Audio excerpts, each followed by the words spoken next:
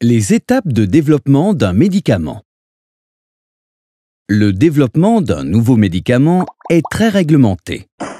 C'est aussi le résultat d'un processus coûteux, car il représente un investissement de près d'1 milliard d'euros et long, car il dure en moyenne 10 ans. Tout d'abord, il y a une phase de recherche exploratoire. Le laboratoire sélectionne toutes les molécules qui pourraient guérir complètement les patients ou atténuer les effets d'une maladie ciblée.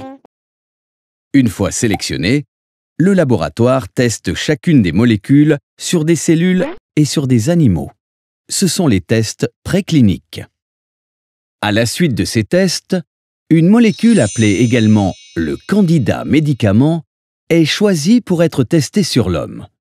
Ce sont les essais cliniques qui comportent 3 phases. Le laboratoire évalue d'abord sa tolérance sur un petit nombre de volontaires sains. Pour cela, il augmente progressivement les doses afin de savoir quelle est la dose maximale tolérée sans effet secondaire. Il démontre ensuite son efficacité sur un petit nombre de patients en recherchant la dose optimale qui présente le meilleur compromis entre efficacité et tolérance.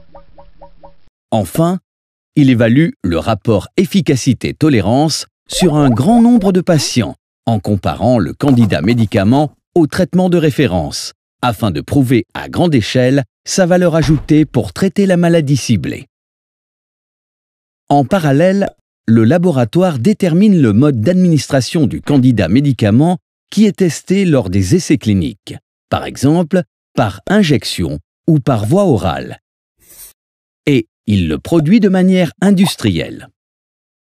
Si les résultats des essais de la phase 3 sont favorables, le laboratoire dépose un dossier d'autorisation de mise sur le marché, AMM, qui décrit l'ensemble des résultats des essais et des analyses qu'il a conduits.